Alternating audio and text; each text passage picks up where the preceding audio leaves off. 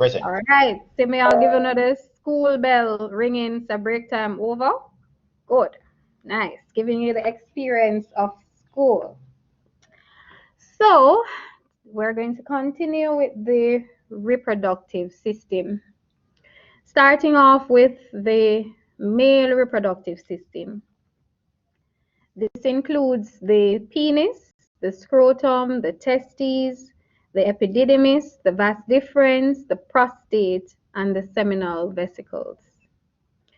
The penis and the urethra, they are part of both the urinary and the reproductive system, while the others, such as the scrotum, the testes, the epididymis, and so forth, they are solely the reproductive system.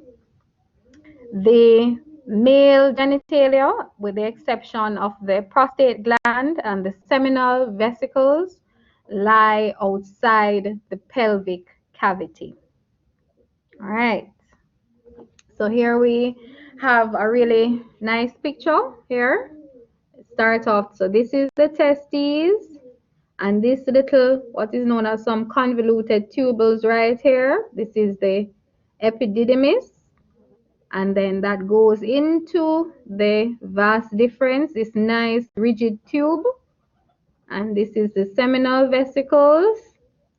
Coming down, you have the prostate gland.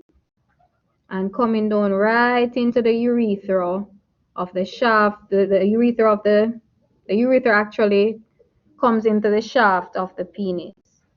Right here is known as the gland penis. So this is a front view, and this would be the side view. Right. Let's deal with these systems, or these parts, separately.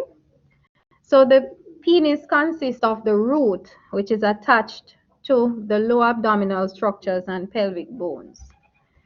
The visible part of the shaft, and the glans penis, which is that cone-shaped end of the penis. The opening of the urethra, which is the channel for the semen and urine, is located at the tip of the glans penis. The base of the glans penis is called the corona. And in uncircumcised males, then the foreskin extends from the corona to cover the glans penis. So let us look at it from the front view. So the tip right here would be where the urethra opens up, and it's channel for both urine and semen. And here, this is the part that the skin in uncircumcised male would come over, from the corona to the glans penis. Yes, Mr. Cameron's group. Yeah, Cameron here. We're wondering if you had a pointer. We're not seeing one. You're not seeing my pointer? No, we're not. No, ma'am. What about no? Yeah, no, it's good. So you couldn't tell me? All right, so let me show you again. So this is the testes. Everybody getting that? Cameron? Yes, ma'am. And this little swirly thing, the convoluted tubules there, this is the epididymis. And then I was explaining that this nice rigid tube right here, so this is the vas deferens. And it goes right over into the seminal vesicles, right? Which then meets up here, so in the prostate, where the channels then become one, and it continues as the urethra, which this now, it transports both urine and semen, all right? And I was explaining that this here so is the glans penis. And for persons that are not circumcised, then the foreskin would extend from here, which is the bottom part of the glans penis known as the corona, to right over it. Right. So everybody with me so far? Yes, ma'am. Yes. Good, good, good. All right. The scrotum, which is that sac, that thick skin sac, sorry, that surrounds it surrounds and protects the testes. The scrotum also acts as a climate control system for the testes because they need to be slightly cooler than the body temperature in order for sperms to develop normally. Can any bright person tell me just how low or how lower than the body temperature the sperms need to be kept in order to be viable? Anybody knows that? Since most of you would have a scrotum. Anybody knows that? And more than likely interested in having children. Anybody? You guys don't know your bodies? Well, it needs to be 4 degrees lower than the temperature, the body temperature. So whenever you find that when the time is really hot, you have what is known as the cremaster muscle extends the scrotum and pushes it down from the body so that that body temperature can be maintained. And then when it's very cold, you realize that that same muscle contracts and then it brings up the scrotum closer to the body to maintain the heat that is necessary for normal sperm development. So you do realize that if in some persons that, for example, that celebrity cook chef, he was having problems because those American people, they tend to love these sauna type of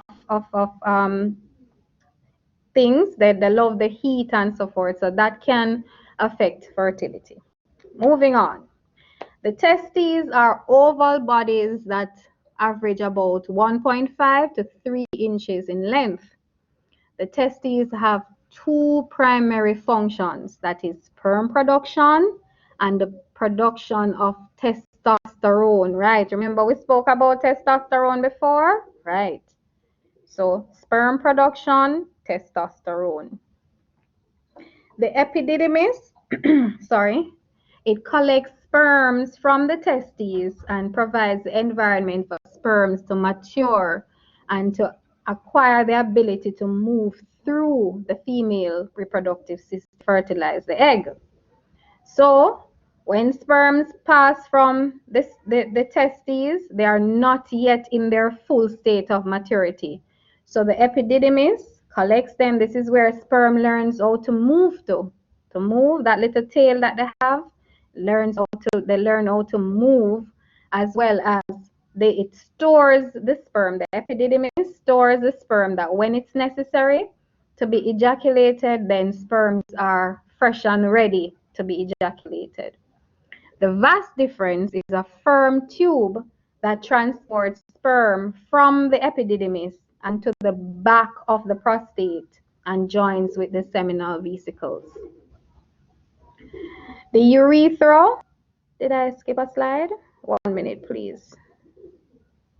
No. The urethra, which is that tube, it's that tube that I was showing you in the shaft, that ends in the shaft of the penis. It serves a dual function in males. It channels part of the urinary tract that transports urine from the bladder, and it's also a part of the reproductive system where semen is ejaculated. Prostate, it lies just under the bladder and surrounds the urethra. It's walnut size in young men, but in older persons, in older males, it can enlarge. When the prostate enlarges too much, it can block urine flow through the urethra and cause bothersome urinary symptoms.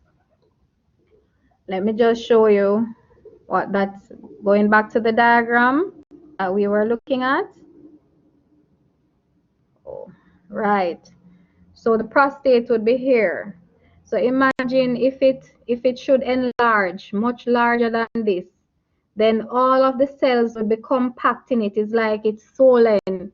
So it keeps on pushing down on the urethra right here. It pushes it pushes it to compress it to the extent where persons have difficulty urinating, like the urine comes in short bursts. Yeah, a lot of older men, they refer to it as stoppage of water. Right. The seminal vesicles, they are located, yes, Mr. Cameron, Mr. Cameron's group. Tyrell. Repeat your name, please. Tyrell. Tyrell. Yes, Mr. Tyrell. What causes the prostate to expand? It can be you have something, a condition called benign prostatic hypertrophy, which basically the cells of the prostate, they become abnormally, they start to multiply. They become very compact. So, just like how you would have a muscle expanding to become larger and firmer, then those cells in the prostate, they tend to multiply much more than they should. So the prostate starts to grow, and that's when the problem occurs with the compression of the urethra. It's not cancerous. Cancers can cause it to also be like that, but the thing that I'm telling you, which is known as BPH, that condition that affects most men, it's as they age, that tends to happen. Did I answer your question? No, ma'am. All right, come again. Ask about the question. What caused that, ma'am? As I was explaining to you, the cells just start to multiply more than they should. It can be as a result of even a genetic abnormality. Remember, our genes determine what our organs will and will not do. So you may realize that over time, as persons age, then the genetic expression in we're supposed to have 600,000 prostate cells. You're supposed to have that. But your genetic material is telling your body no, because of some expression of the gene, that you're supposed to have more than the 600,000. Then that is when it starts producing, at that age, it starts producing those excess cells. So the cells start to divide and multiply at such an extent where instead of walnut size, it starts to get bigger and bigger and starts compressing the urethra. Did that answer it now, Mr. Tyrell? Yes, ma'am. All right. Where are we now? Seminal vesicles. These are located above the prostate, and they join with the vas deferens to form the ejaculatory ducts, which travels through the prostate. The prostate and the seminal vesicles produce fluid that nourishes the sperm. This fluid provides most of the volume of semen, the fluid in which the sperm is expelled during ejaculation. Other fluid that makes up a very small amount of the semen comes from the vas deferens and from the corpus glands in the urethra. So the seminal vesicles really provide nourishment to the sperms. And it's as I say, so for example, if you should ejaculate, then most of that will be seminal fluid. The seminal fluid really nourishes the sperm, give them the energy that they need and the environment, the right sort of external environment for them to function actively. All right, so that's it for the male reproductive system. Any questions?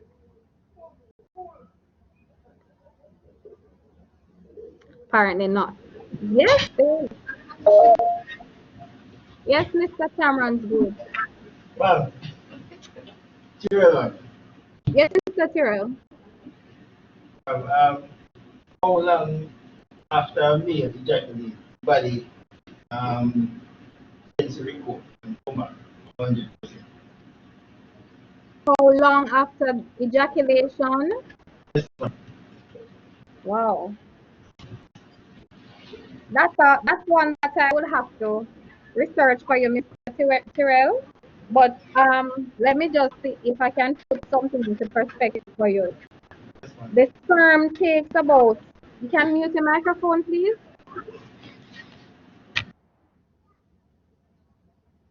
Sperm takes about 64 days from production to maturity. So really and truly, sperms are constantly being moved from the testes to the epididymis, but they are within different varying levels of maturity.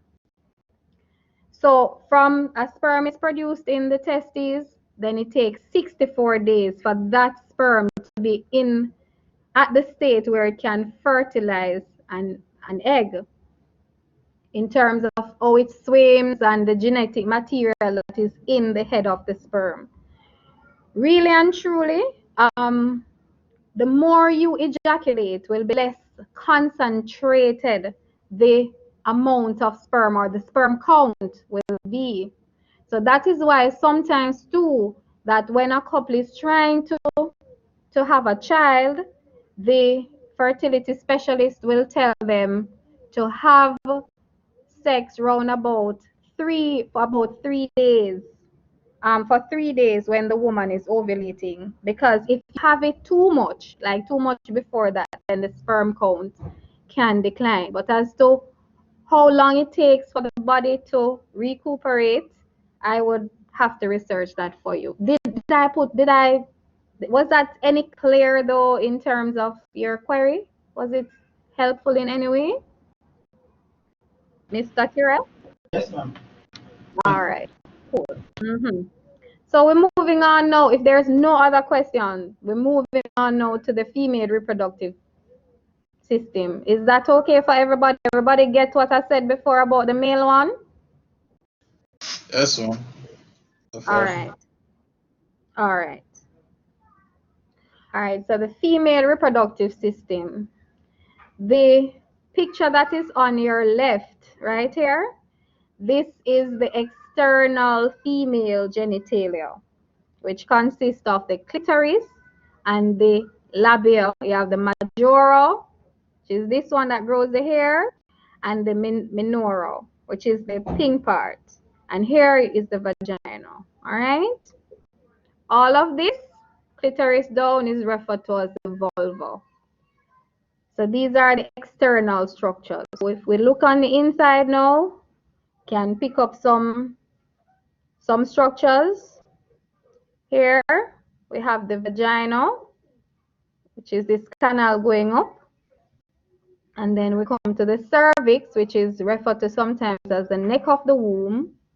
And then this nice little smooth looking pear-shaped thing is known as the uterus, or the womb. Then we go up, and attached to the uterus is the fallopian tubes. And then this round thing is known as the ovaries. The ovaries, sorry. All right, let's move on. So the female system consists of the ovaries, the fallopian tubes, the uterus, the cervix, the vagina. And the female genitalia, with the exception of the clitoris and the two labia that I showed you a while ago, are contained entirely within the pelvis. All right, good. Let's move on. The vagina is a canal that joins the cervix, which is the lower part of the uterus, or the neck of the uterus, to the outside of the body. It is also known as the birth canal, because where the baby has to travel to come into the world, right?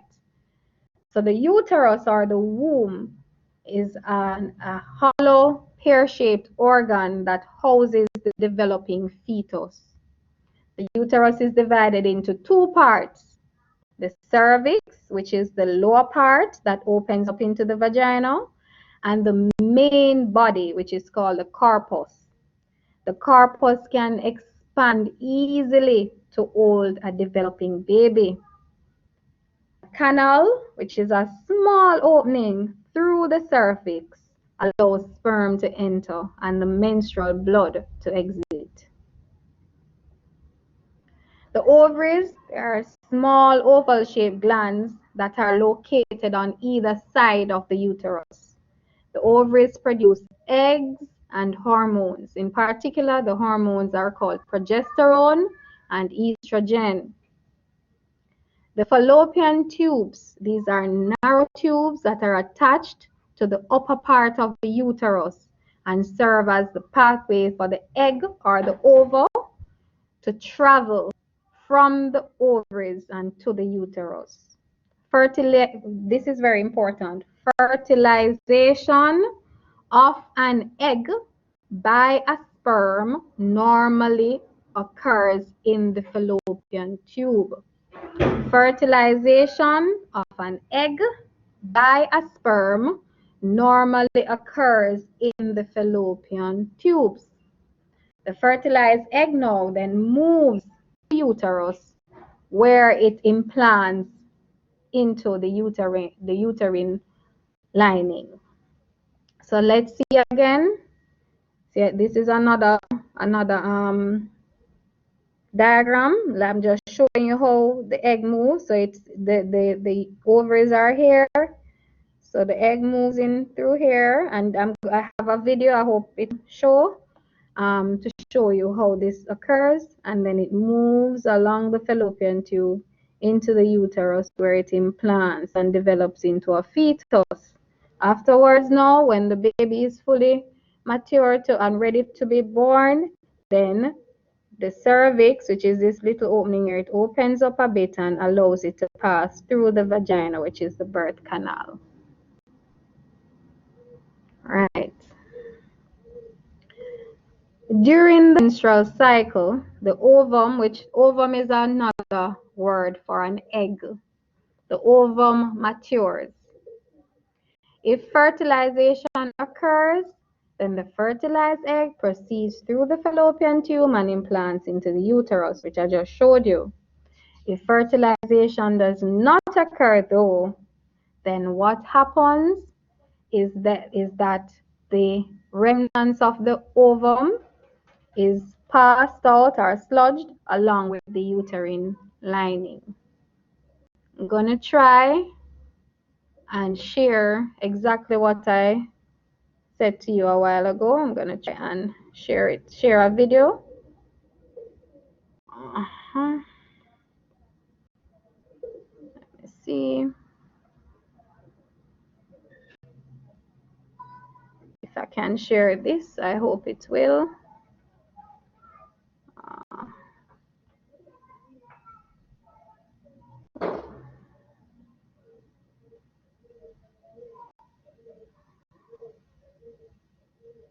Oh, okay. I'm not seeing where this is being shared. Oh, beautiful. Right. Chrome. Bear with me a bit, please. It's almost here. Everybody seeing this? Yes, ma'am. All right. At the start of the menstrual cycle, a cohort of follicles starts to grow, but generally only one continues to develop. This follicle is referred to as the dominant follicle. In its interior, the follicle contains an immature oocyte. This follicle increases in size 1 to 2 millimeters per day. The follicle produces estrogen and causes the lining of the uterus, the endometrium, to thicken. Around day 12 to 14 of the cycle, the follicle has grown to the size of about 21 millimeters. The rupture of the follicle ensues, which is called ovulation, and the mature ovule is released. The fallopian tube's fimbriae move towards the ovary and catch the oocyte that stays near the ampullary zone of the tube, waiting to be fertilized. If sexual intercourse occurs, the semen deposited in the vagina starts ascension into the tube, and the sperm eventually arrive at the oocyte. One of these will succeed in penetrating into the interior of the oocyte. One day following fertilization, a cell with 2 nuclei is observed, at which point in time it is called an embryo, and it begins to divide itself. 2 days after fertilization, the embryo is made up of 2 to 4 cells and moves along the tube in the direction of the uterus. At the end of 4 days, the embryo continues to divide itself, at which point it is called the morula. And the interior of the embryo has an area filled with liquid, and this is called the blastocyst.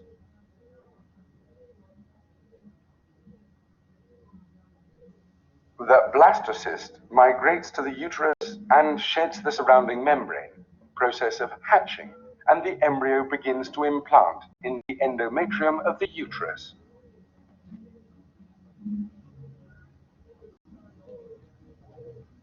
Right. So there you go. All right, let's go back to our presentation. All right, coming up. So far, everybody understands what's going on so far?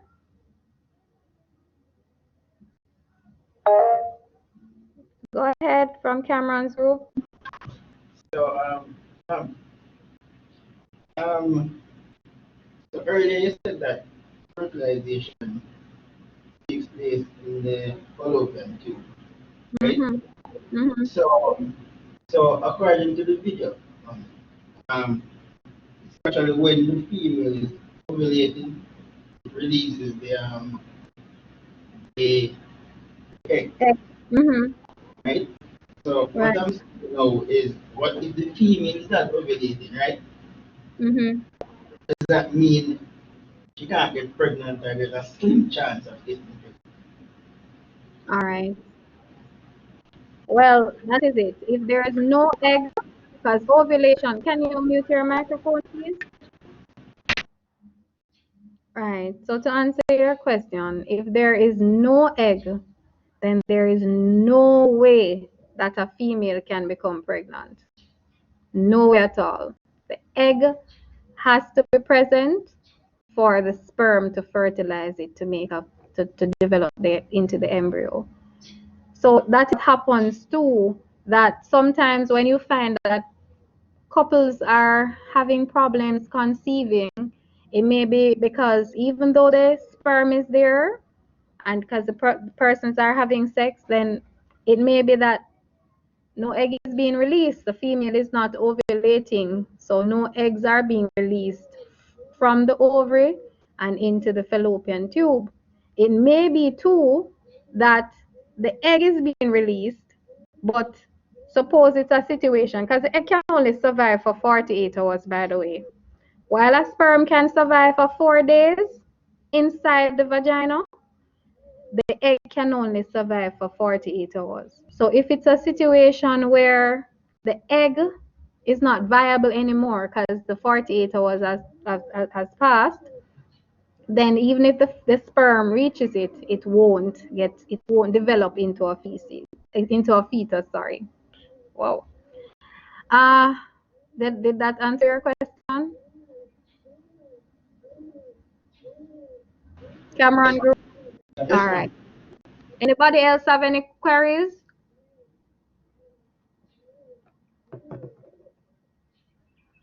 No. Okay. Nice. So as the video showed, it's a cycle. So every month. Yes, Mr. Cameron's group. Chanteloup. Yes, Chanteloup. I still remember your question. You're going to have a question. Yes. For a woman. I did not get the first part of your question, sir. Come closer to the microphone for me, please. How long does a woman ovulate for? All right. So start counting day 1. Please mute your microphone. Thanks. Starting from day 1. Remember I said that it's a cycle. So day 1 is counted as the first day that a woman sees her, what we call the period. That is day 1, right? I can probably show you right here. So suppose here says day 1, right? You see, when a woman goes to day 14, that is when she ovulates. So she ovulates on day 14. Most women A lot of women. Some women, the cycle may be a little earlier for ovulation and or even 2 days later, depending on if a woman has a regular cycle. Most women, when they ovulate on 14, which is ovulation is just a fancy term for the release of the egg. So when on day 14, when they ovulate, that egg that is released on day 14, it is only viable, or it can only survive for 2 days. So day 14, day 15, and day 16, a woman is most likely to get pregnant.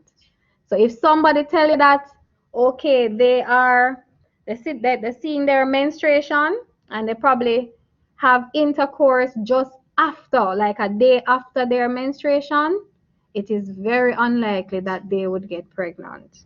If it happens too close, like suppose somebody has sex 2 days before their menstruation, it is very unlikely, because by that time, the egg which would have been released from day 14, it's dead already. It can't do nothing, it's gone. It will be sludged or removed from the body along with the uterine walls or the uterine lining that was developed in preparation for a developing fetus. That all right, Mr. Shantilope? Correct so far, ma'am. All right.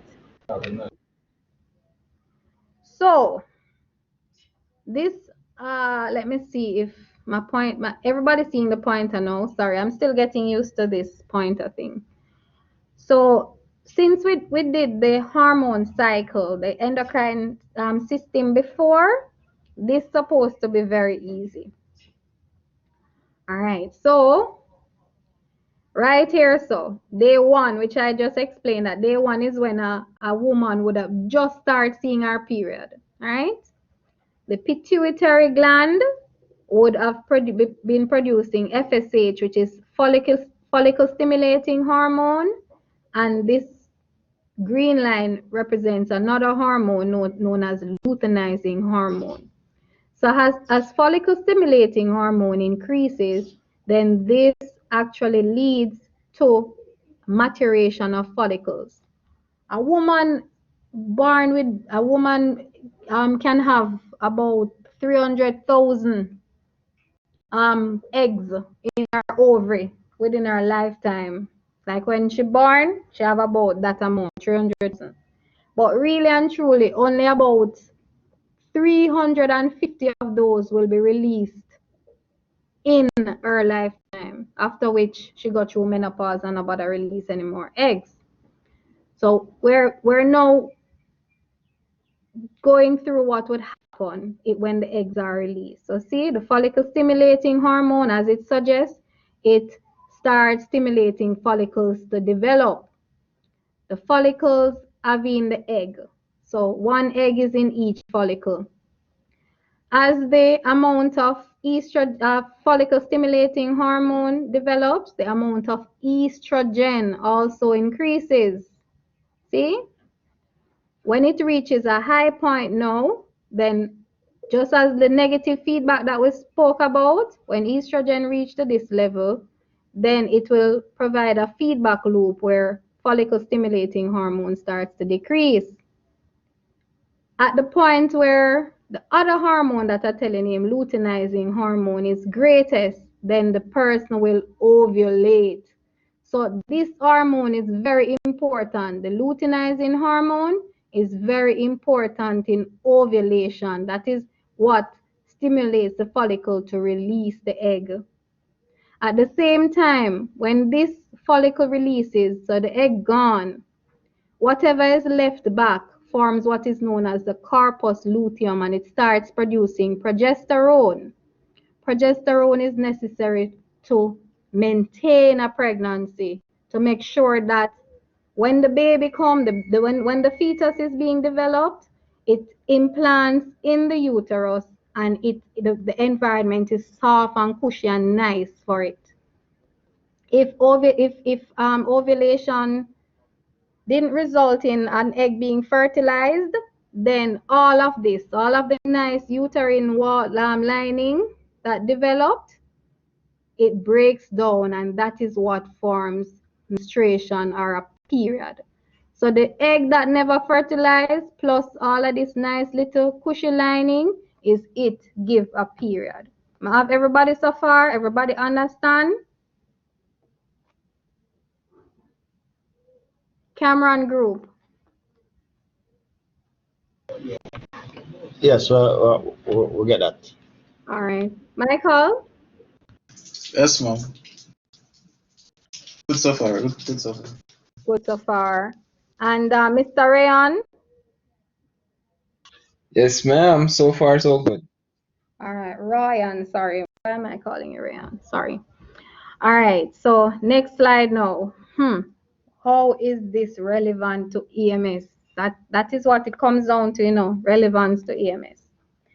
So as an EMT, your knowledge of the anatomy and the structure and functions or physiology of the reproductive system will be important in allowing you to assess your patient and to communicate your findings accurately and efficiently to other EMS personnel and hospital staff. Also, you may realize that childbirth and ectopic pregnancies, STIs, PID, which is pelvic inflammatory disease, all of these you will come in contact with at some point in time, more than likely come in contact with. Also, persons may have been victims of sexual assaults, and they will present in the pre-hospital setting. All right? So you see why it's important to know these structures and know them well? Because it will determine how well you can help your patient within the scope of your practice, how well you can help them in the pre-hospital setting. Right. I'm just throwing out this too. Well, you can see on the left, this is somebody who is not pregnant. And then on the right, this is somebody who has a fetus in the womb, or the uterus. By the way, are you guys hearing all of that noise? I hear it, ma'am, but we still hear it clearly. All right, good. Beautiful. So, Mr. Chantelope, this is your question. You can answer the first part of the question. So here is a non-pregnant uterus, right? And you're seeing all of the structures that are here. This is the intestine. So you're seeing the stomach. You're seeing the rectum and the colon. All of these.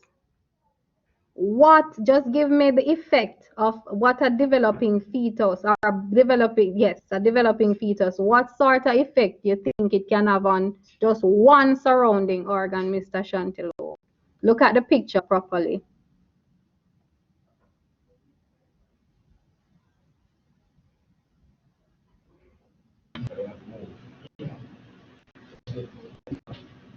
Yes, ma'am.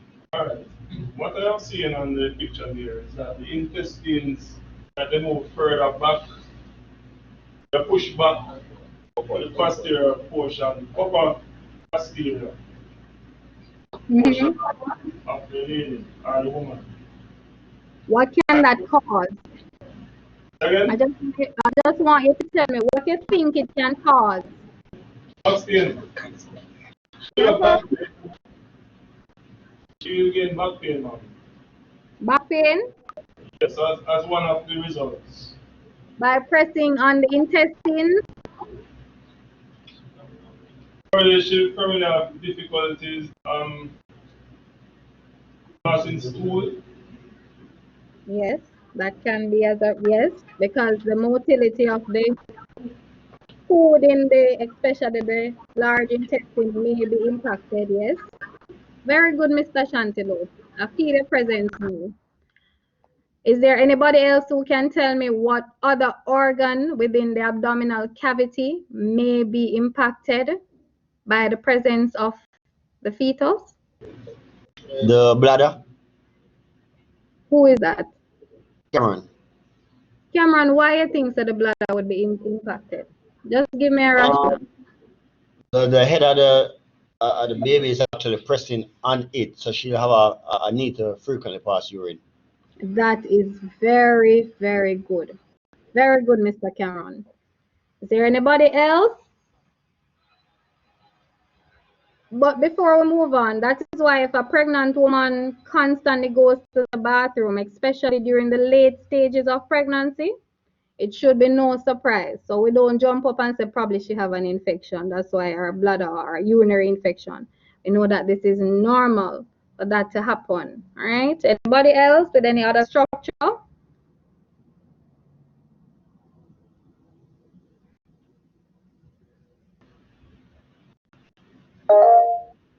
Yes, Mr. Cameron's group. And I'm giving you a clue. It's in the upper area. If you don't look at it properly, it may seem inconspicuous. Alright, let us do that. The diaphragm. Somebody tell you that. Somebody tell you. On it, and then the spine. Once you're pregnant, the spine, the curvature of the spine have a change, what they call it, lordosis. True, but let us focus back on the diaphragm. If the diaphragm is in that position, what do you think will happen in a pregnant person? When it expand and contract, it will have less movement. It take up most of the space. Right. So you may realize that the respiratory rate may increase. Right? So as a woman, like them a pant like when they're tired. Whatever. I'm just going to disregard that. Tired. Okay. Mute the microphone, please. All right. Is there anything else below the? What is this? What is this that you're seeing here? Anybody? Come. Who else no answer? Right? Who else no answer? I haven't heard from who? Is that George answer? George and Ben. Who is this? Which person? Mr. George. I soon come back to Cameron Group. Mr. George, what you see in that area? I'm a part of Cameron Group, ma'am. You are? Okay, yes, go on, Mr. George, go on.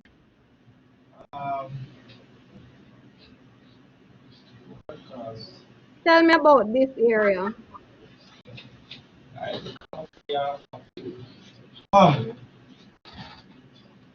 Look at the stomach being pressed in, ma'am, because of the fetus. So the food intake would be limited, ma'am. But some pregnant women really eat a lot, you know. They not really think, you know, the food intake are falling. But the regurgitate of the food, ma'am. Ah, right. So a lot of pregnant women, you'll realize that they have reflux problems. Mute your microphone, and yes, I'm coming to you, Mr. Ryan. Right. So as you rightfully said, they can have reflux, GERD. So it comes up back, you know. So a lot of them they tend to want to chew on antacids or take some medication to alleviate stomach discomfort. Mr. Ryan, go ahead. Oh, yeah, I was just gonna answer the question if it wasn't answered. That it was the stomach. It was the stomach, and it would cause some digestion problems. Right, that is true. Good. So, okay, from Mr. Cameron's group. Yes, ma'am. Mr. Baines? Yes, ma'am. Yes, sir. Go ahead.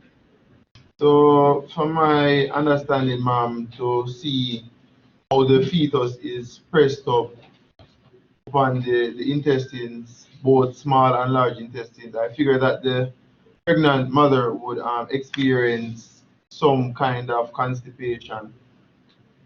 Yes, that is certainly true. That is true. Yes, it is. It is. They sometimes have constipation, and with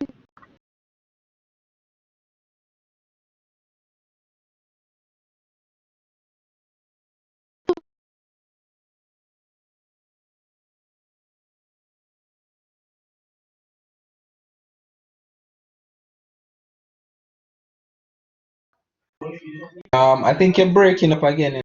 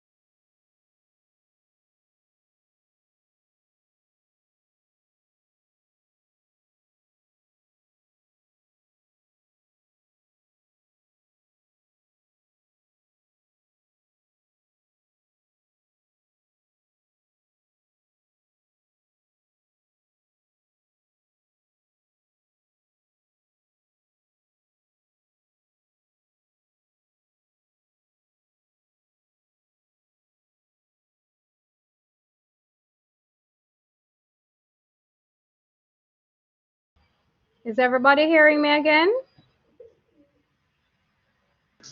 Yes, ma'am. I must apologize for that. The internet connection is seemingly very unstable here. I hope that we can continue on this because I have to be sharing my phone's internet connection now. So let's get this over with. You were indicating Mr. Michael Wilson? No, ma'am. Okay, all right. Somebody from Mr. Cameron's group had something to say. Do you still have it?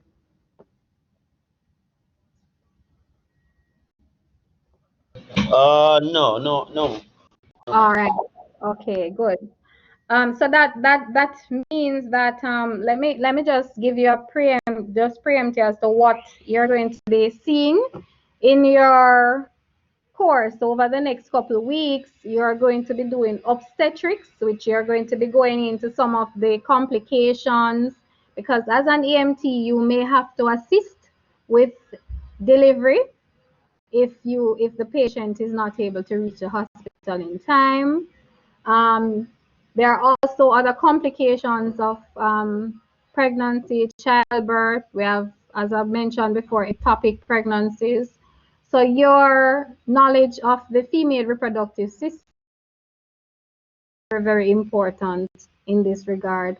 Now, your book, it doesn't go a lot into the female reproductive system. You have a number of pages. Just go through it properly. Be familiar with the different organs of the female reproductive system. What else I need to tell you? Your anatomy, the test that you'll be getting, I am not setting. Mr. Rufus would be, and from my experience, it's probably going to be one of the easiest tests. I hope it's going to be like that for you guys. But prepare well. It's a lot of material to read. As I said in the meeting that we had before with Miss Mackay, you guys have to learn how to manage your time. This is it for my system. So these are the two systems that I will do for you. The next time you see me, we will go through pharmacology. And that is going to be not next week, the week after. So please, I'm asking you to prepare well for that.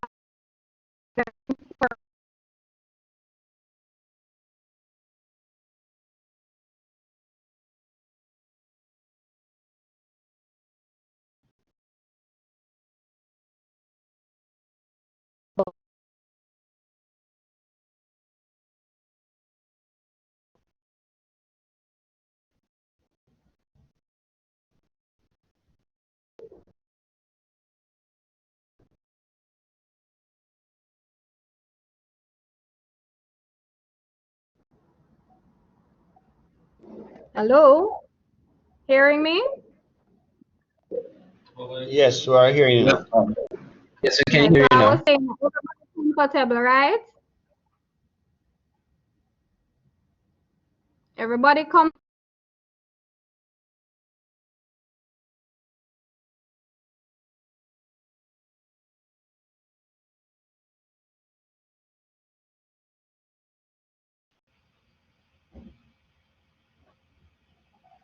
Can you guys hear me now? Right. Yes, you're back. Right. So I'm saying, is everybody comfortable with the material that I presented today? Yes, yes. Yes, ma'am.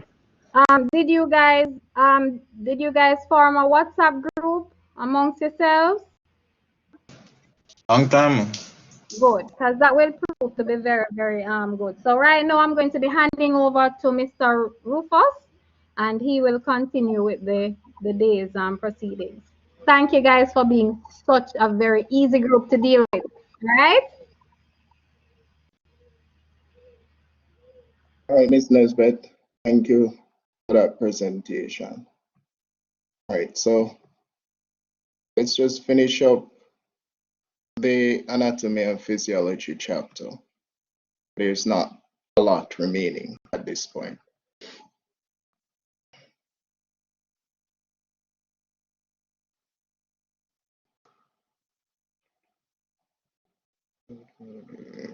Just locate my slides.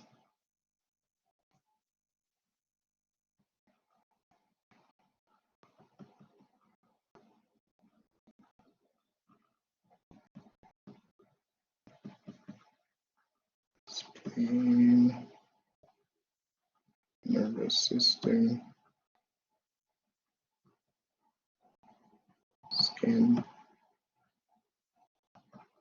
digestive, endocrine. All right, so we did endocrine. I've covered. All right, so let's talk a little bit about the urinary system, which consists of the kidney, urethra, and the urinary bladder. You covered a portion of it in the reproductive system. So it's really the function you need to focus on, and it's not a lot for you to retain.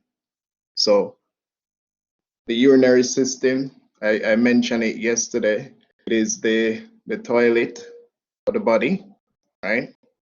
So it's responsible for removing waste.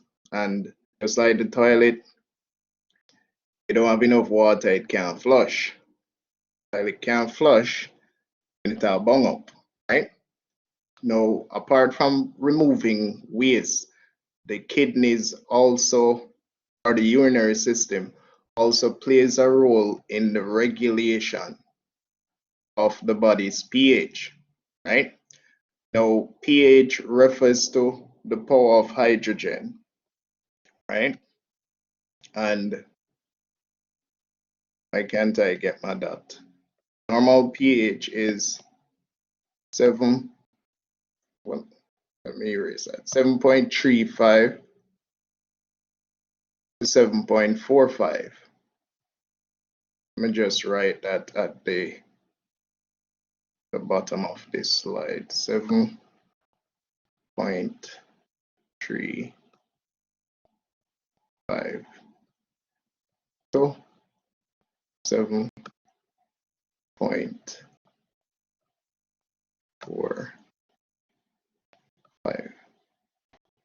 All right, so the normal pH, as I said, pH has to do with the power of hydrogen. The more hydrogen you have in your body, the more acidic your pH. Less hydrogen, less acidic the pH, right? So the cells within the body need a neutral environment to function. It can be too acidic, it can be too alkaline. So the urinary system plays a role in regulating that. And what the urinary system does is, if there's too much hydrogen ions in the body, your urine output increases to get rid of that hydrogen ion in your urine. If the hydrogen ion level is too low, then you retain urine, right? So that's how it regulates it in a nutshell. So it controls the discharge of certain waste materials filtered from the blood by the kidneys.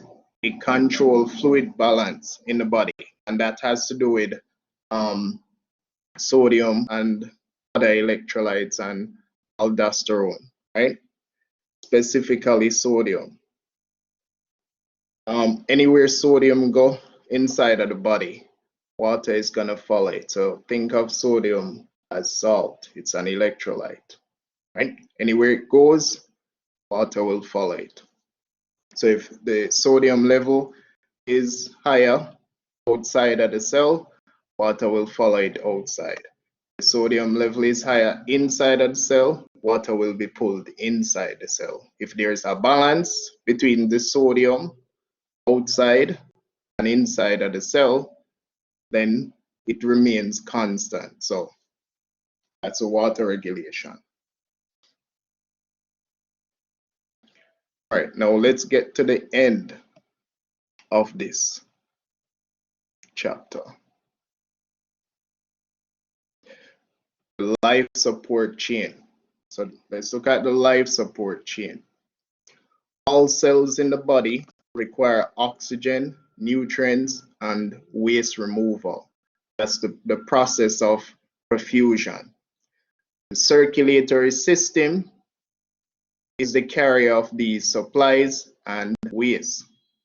If interference occurs, cells become damaged and they may die, right?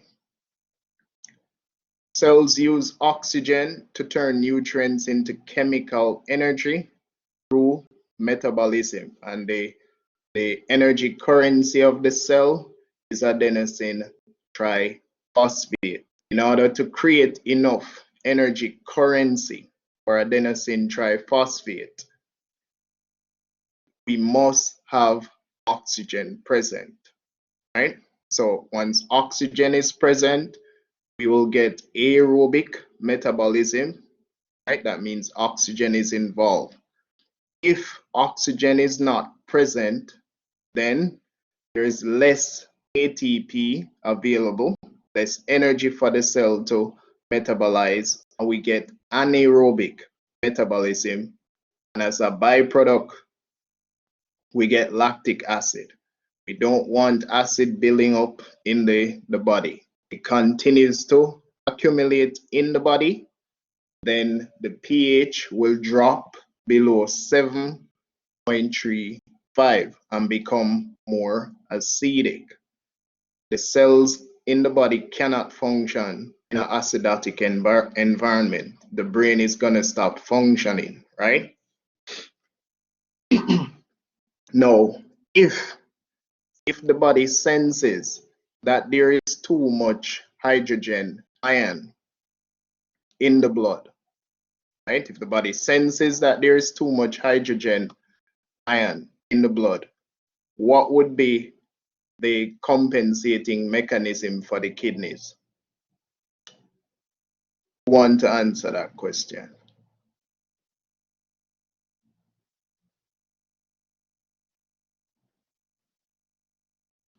Mr. Manning.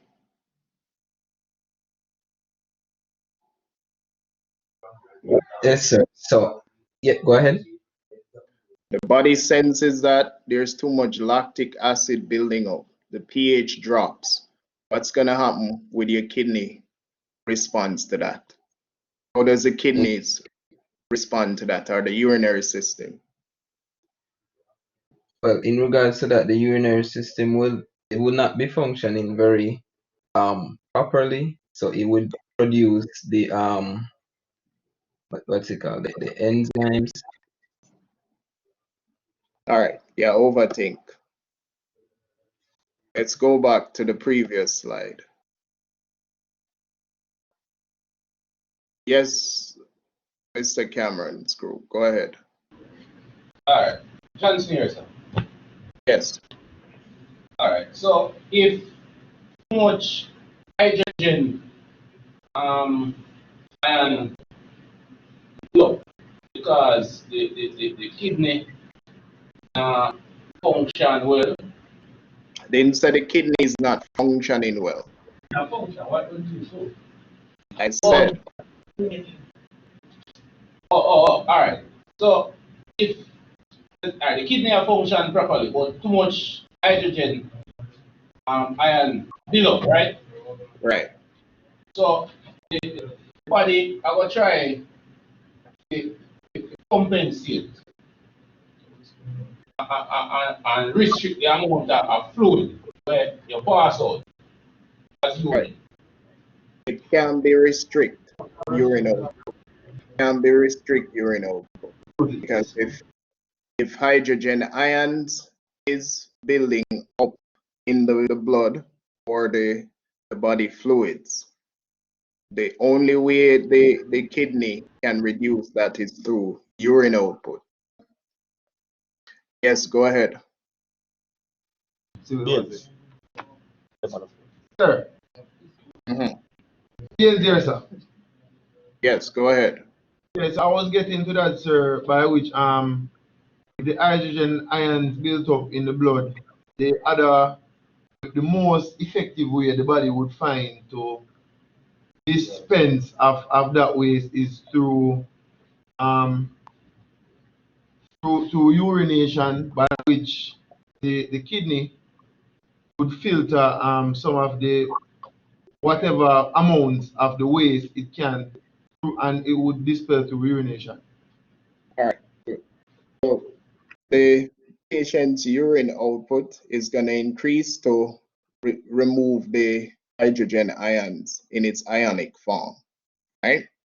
Now, what if the patient's blood pressure, so this, let's say the patient is losing,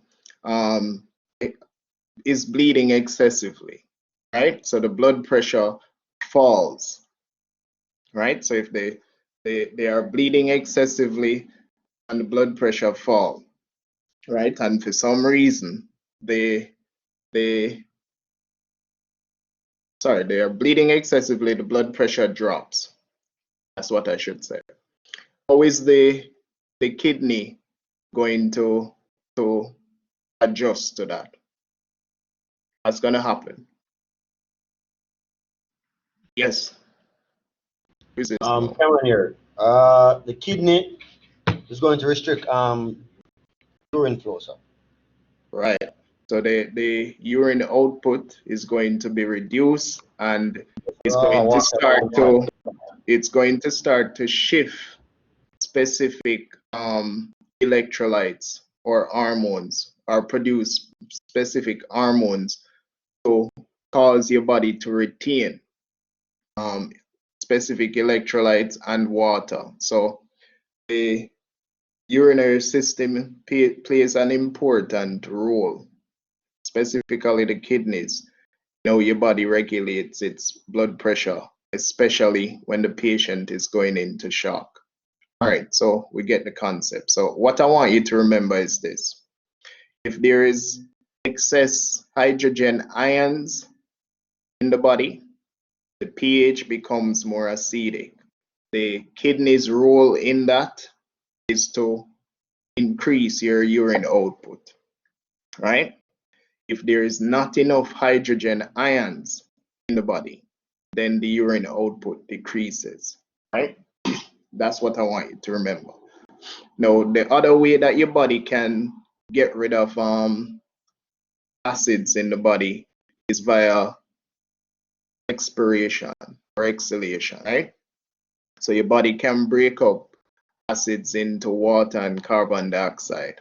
So you get rid of the carbon dioxide via exhalation, which is much faster than the kidneys. So the kidneys are a little slower in its response. So movement of oxygen, waste, and nutrients occur by diffusion. pH is critical to diffusion, right? I mentioned this earlier.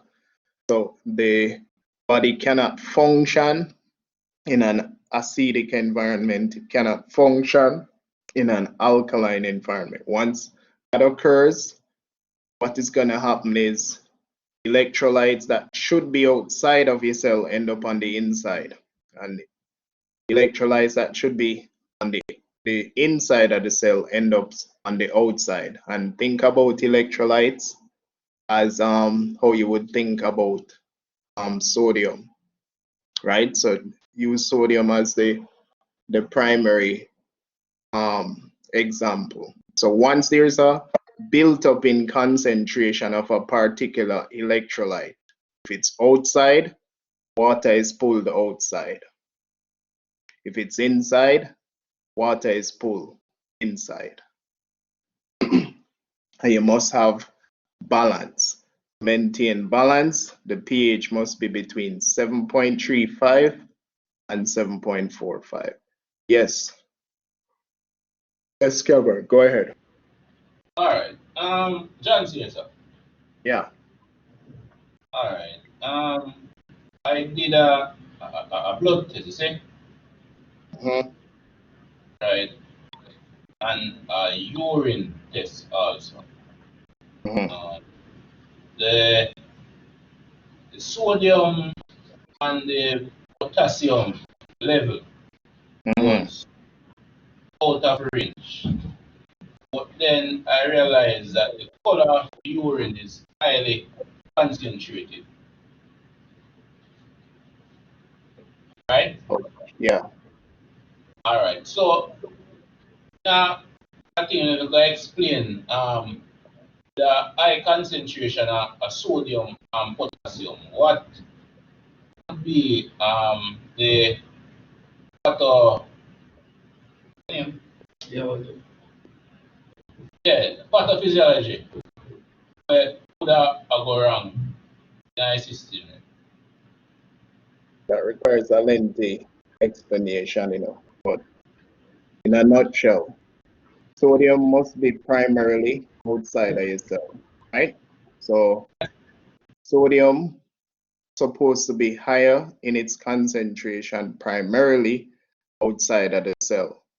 Potassium should be higher in concentration primarily inside of the cell. However, when your cell needs to create electrical current or impulses, sodium, a certain amount of sodium molecules must move in, and a certain amount of potassium molecules must remain inside of the cell, and then the cell becomes charged or polarized, as they would call it. That's how the cell starts to create electricity. Then once calcium starts to move into the cell with sodium, then you start to get contraction of muscles, right? So that's how the sodium and the potassium work. Now, sodium has to be higher in its concentration outside. Why? Because we need a certain amount of water outside of the cell, right? And the potassium has to be higher in its concentration inside of the cell because we need a certain amount of water inside. So what I was saying is this: if something goes wrong with that balance, if something goes wrong with the current state, meaning the normal sodium level outside, normal sodium level, normal potassium level inside, something goes wrong with the body's pH, what is going to happen is you start to get too much sodium moving inside of the cell, and then you start to get too much potassium moving outside of the cell. So as they move and increase in their concentration, water is going to follow it, right? So eventually the cell can break down, right? The cell can break down as a result, because the water is going to accumulate inside of the cell to the point where it swell, right? So you can get that effect. You can also get the effect where, let's say, there is no sodium at all inside of the cell, right? There's absolutely no sodium inside of the cell, and it's high in concentration outside. That concentration outside of the cell can pull all of the water that is inside of the cell out, and the cell shrinks and become dehydrated, right? So anywhere sodium go, water follow it in your body. So sodium is important to water regulation, right? Yes. So in that regard now explanation, so the patients are more susceptible to have some cramp, like muscle contract and them something. If the pH goes above 7.45, the patient gets abnormal muscle contraction. They can also lose consciousness. If the pH drop below 7.35, the patient is going to go into a coma. The brain has shut down. So whether it's high or low, it's not good, right? But a low pH is far more devastating. But both of them can cause problems. But it has to do with the excess of hydrogen ions or hydroxyl ions and what the electrolytes are doing in the body, right? And I just skimmed the surface. It's much more complicated than that. But just understand that if sodium the sodium concentration exceeds what is inside a cell, your cell becomes dehydrated. If the sodium concentration inside of the cell exceeds what is outside of the cell is going to swell and burst. Right? We have a sodium going on, water follow it, right? Because sodium and water, so, normal saline, as they call it, sodium chloride, a salt water. That's what it is. It's salt water. Right? So the regulation of the pH is very important. Now, the body expends a large amount of energy to maintain a normal pH. The body will always try and maintain normal. And to do that, it may require moving ions or substances against their concentration gradient, right? Which you learned previously, right? For example, glucose moves against its concentration gradient, right? So there is a lot of glucose in the blood, and the body moves the molecule against its concentration. It's moving from high concentration to low. So to do that, energy is required, right? Energy is needed to create that movement against the concentration gradient, and that's why insulin is needed to open the door or change the concentration. Allow the glucose to move against its concentration gradient. Yes. All right. So, with the whole potassium and the sodium, right? The molecules, it helps with the electrical thing for the heart, right? Electrical what? Yeah, electrical pulse for the heart, sodium and the potassium, because potassium is a molecule where it move fast, like Potassium is an ion. right, but Right. all right, it move from a let's say diffuse fast then that we should use. I'm Like not sure I understand what you're saying. So yes, the potassium, so potassium, sodium, and calcium are all of them, all three electrolytes. They a role in how your cardiac cell creates electrical current, if that's what you're asking. Okay, yeah, because that's something I remember. I mean, they do an experiment with the potassium. Right. Crystal. Right. So in your body, you have something that's called the sodium potassium pump, right? And that maintains the concentration of sodium inside of a cell and potassium inside of the cell and sodium outside. However, when the cardiac cell needs to generate electrical current, a change in the sodium and potassium channel occurs. That you can get some sodium in and calcium in. Once sodium start to come inside of the cell, right? Then you get, once the sodium concentration start to increase, the cell starts to generate electrical current. Right. That's a cardiac cell. Now, for the cell to contract, all it's doing once sodium starts to increase inside is just generate a charge. It is not, it starts to discharge. But there is no contraction until calcium follows, right? So calcium is what is going to create the contraction. The sodium will allow the cell to create the electrical current. So yes, you would be correct if you state that potassium, sodium, and calcium play a role in how the heart muscle generates electrical current, which leads to a contraction. So you are correct. All right.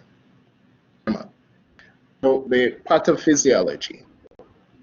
So there are functional changes that occur when the body reacts to disease. It can cause respiratory compromise in the inability of the body to move gas effectively. And that can be either an issue with oxygen or carbon dioxide, right? So when there is respiratory compromise, less oxygen is available, right? If less oxygen is available, that is referred to as hypoxia. That's what we call hypoxia. Hypo, low, right?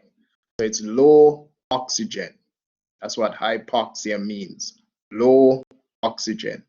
Now, if low oxygen is present, it means that you're gonna have a higher concentration of carbon dioxide present. If there is an elevated level of carbon dioxide, that is referred to as hypercarbia, or you will see hypercapnia is the same thing.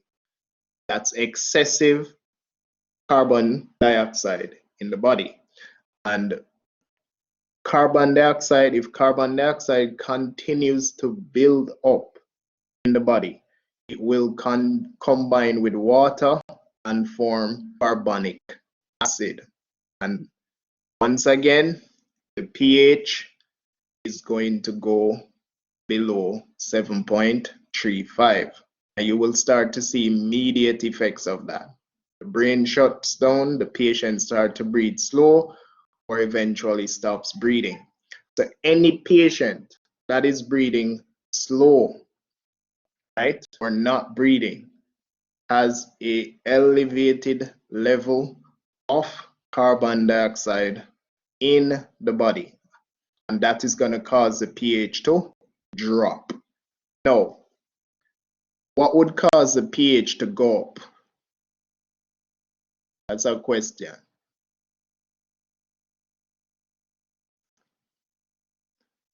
If a low level of oxygen and a high level of carbon dioxide in the body causes the pH to drop below 7.35, what would cause the pH to become alkaline?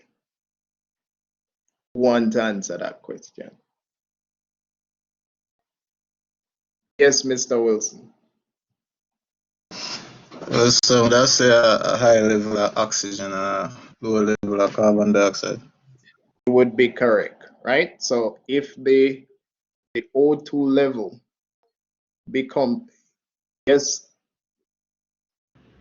All right. For the question, what did I talk about earlier with the hydrogen ion? If you have the pH basically to go up, right? So Oh, you're asking me to repeat the question? no, just right. So the pH level go up because of the increase of hydrogen ion. Yes, but I am talking from a respiratory perspective. So let me just point this out. So there's two ways your pH can drop, right? So there's two ways the pH can become acidic. It can be as a result of a respiratory issue, a breathing issue, or it can be as a result of a metabolic issue, right?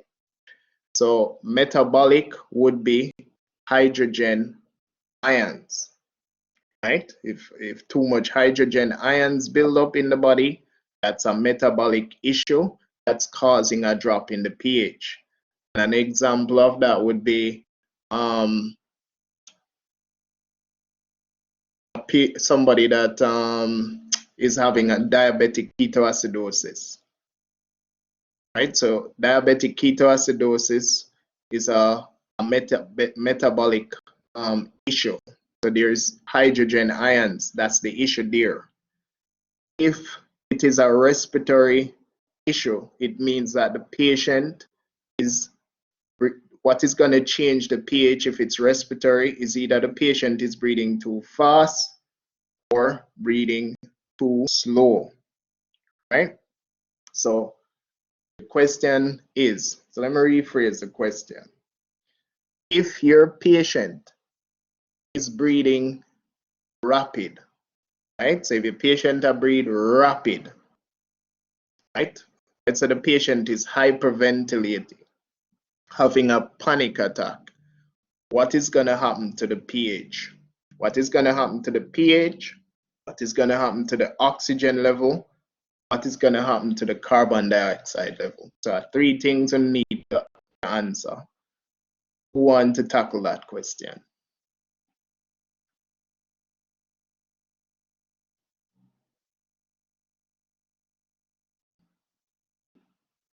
Okay, I'm going to call names. Powell. All right, the pH level will rise, the carbon dioxide level will fall because the person would be expelling more carbon dioxide, and the oxygen level will rise. Right. So the pH is going to go up, the O2 level goes up, the carbon dioxide level goes down. If the patient breathing rate slows down, so if the patient is breathing extremely slow or not at all, then the oxygen level falls, the carbon dioxide level rises, and the pH level drops. That's acidosis. So a patient can be in respiratory acidosis or respiratory alkalosis. And a patient can be in metabolic acidosis and metabolic alkalosis. All right, now factors that can impair ventilation: a blocked airway, issues with the muscles, the important muscles of breathing, a physiologic obstruction, for example, asthma. Other factors, it can be positional, right? It can be positional. Patient was thrown off a bike, face first into the concrete. The patient is knocked unconscious, so they are not able to turn themselves over, right? If he's lying on his chest, the chest don't have room to expand. That would be positional.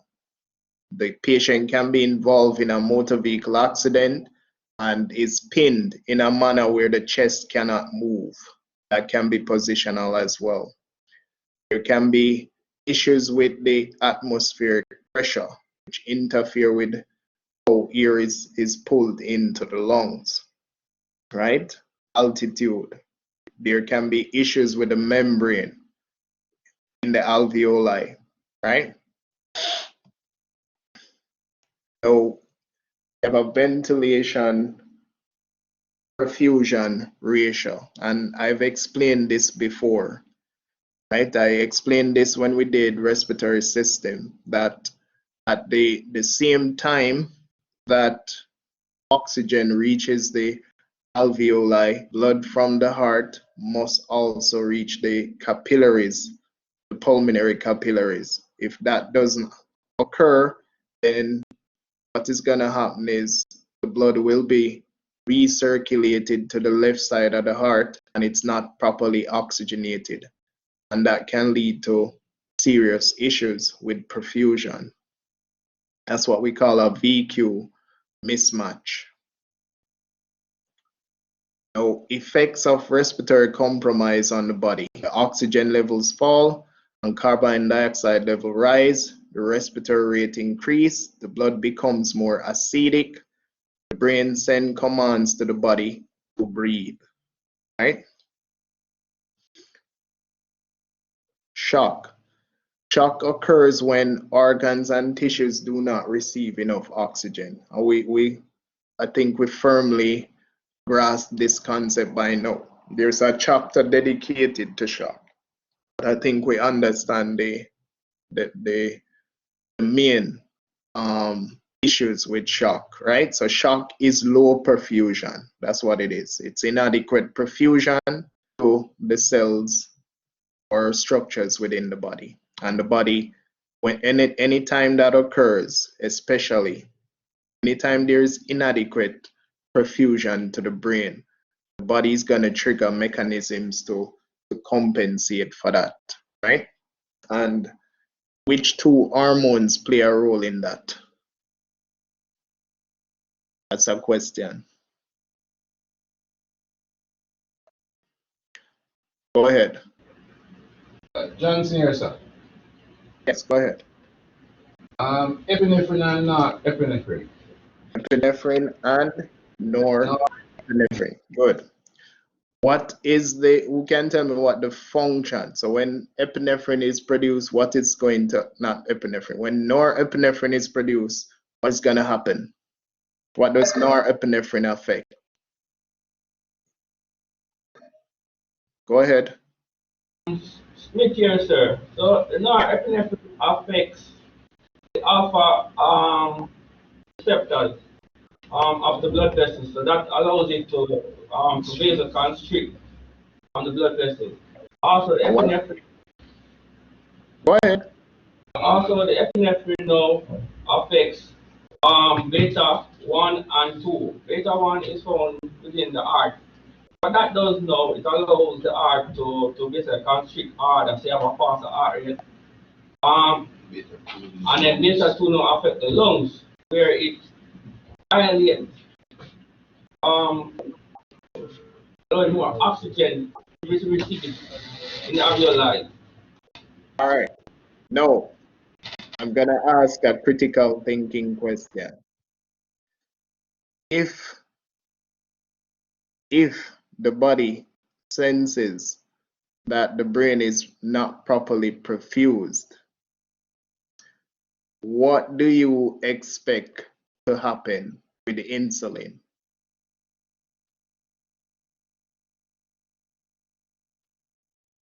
Whenever I hear that, boss. So the body is going into shock. There is inadequate perfusion to the brain. The body needs to do something about it. What is going to happen with insulin? What do you think would happen with insulin?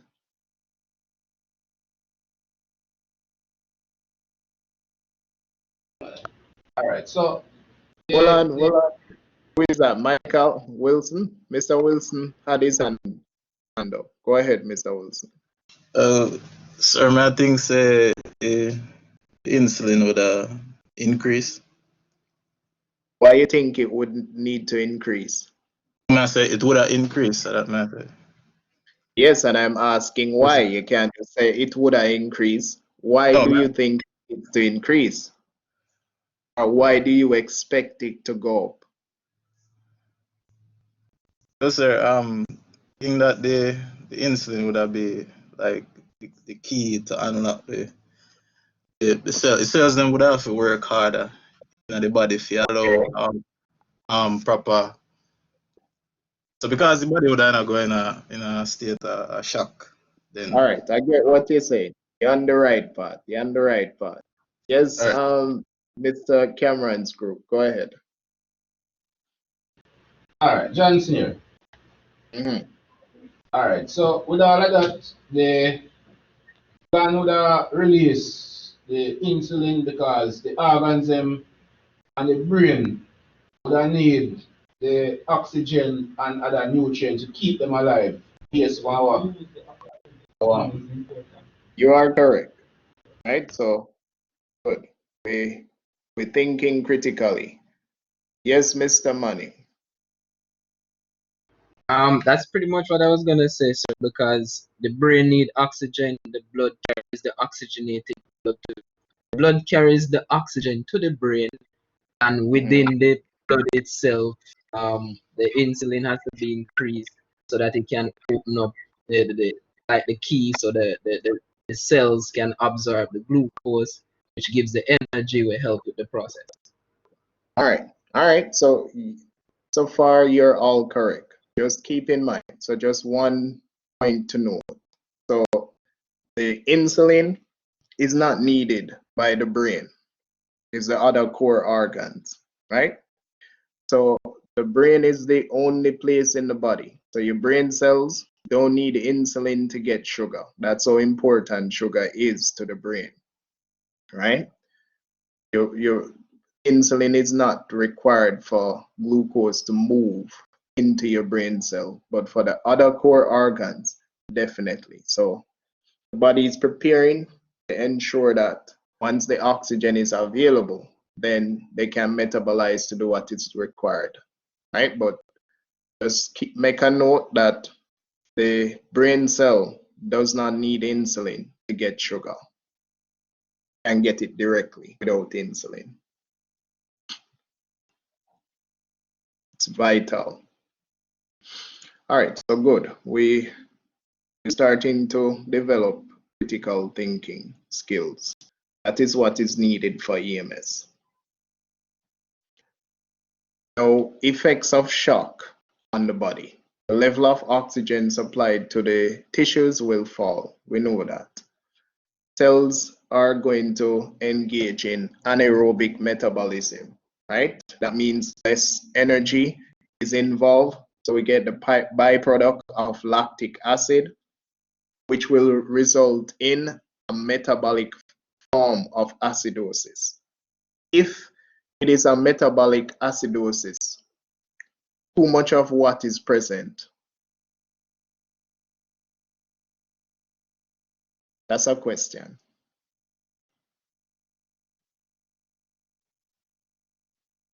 So if it's metabolic acidosis, what is present in excess? Yes, Mr. Cameron's group.